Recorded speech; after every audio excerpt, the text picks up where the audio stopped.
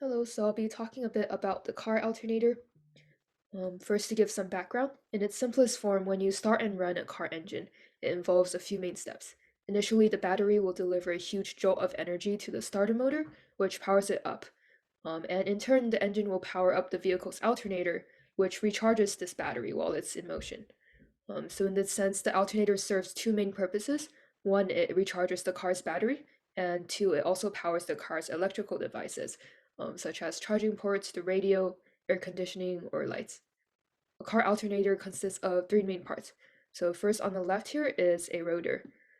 This is an electromagnet which spins on this shaft over here due to a belt and pulley system that transmits mechanical energy from the engine.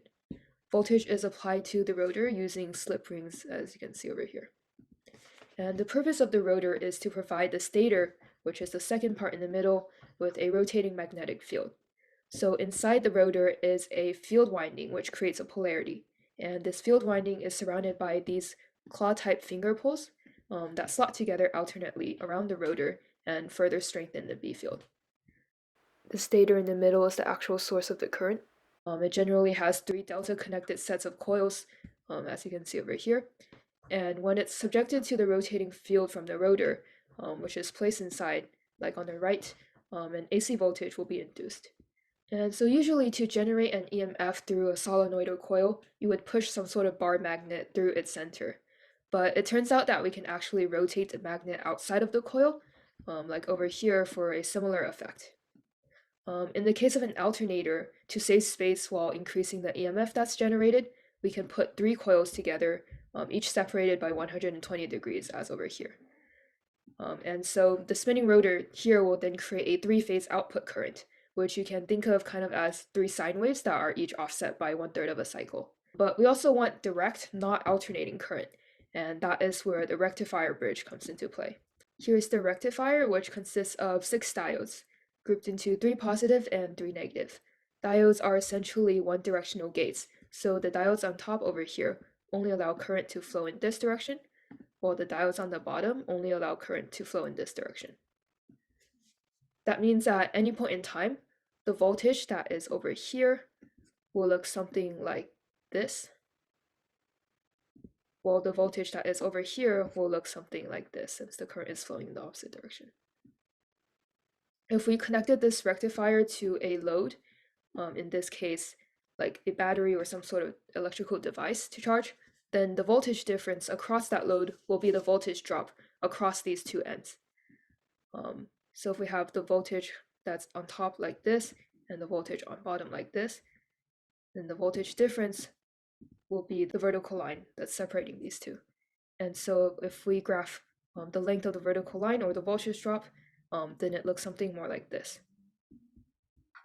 So the result is actually still not a perfectly flat current. You can see that it's still like slightly rippled, but you can use a capacitor to smooth out the cycles, or also the battery absorbs these ripples and the current becomes usable.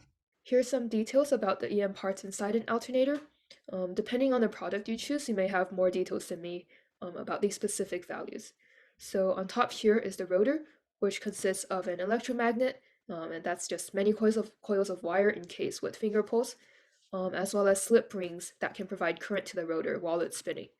A regulator supplies current to the rotor, which depends on the output voltage of the alternator. It's able to vary the field produced by the rotor by modulating the current through it. And in the middle over here is the stator, which has 3 sets of coil windings. And on the bottom is the diode, which is part of the rectifier.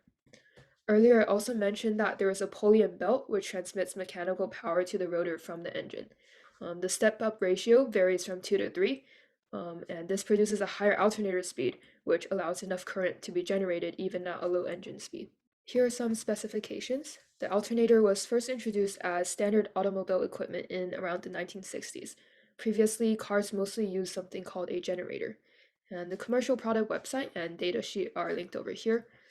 Some important information from the datasheet include the regulating voltage, which is 14.4 volts, the range of rotational speed of the engine in which the alternator can operate, and the average current output, which is between 40 and 120 amps.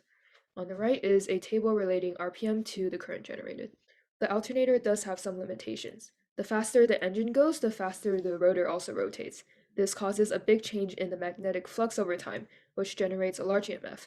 So if the rotor is spinning too fast, you risk shorting a car battery or other electrical devices because of this large EMF generated. And that's why a regulator is used to sample the output voltage and automatically change the intensity of the rotating B field by adjusting the current that is fed to the rotor through the slip rings. If you have a faulty regulator that can't read the electricity levels of the car correctly, then that can result in an overcharged alternator. Driving habits can also impact the alternator's lifespan. So, for example, if you spend a lot of time at rest while using many of your car's electrical devices, it can put the alternator under a lot of stress, which leads to it wearing out much faster. All right, that's all I have, and thank you for listening.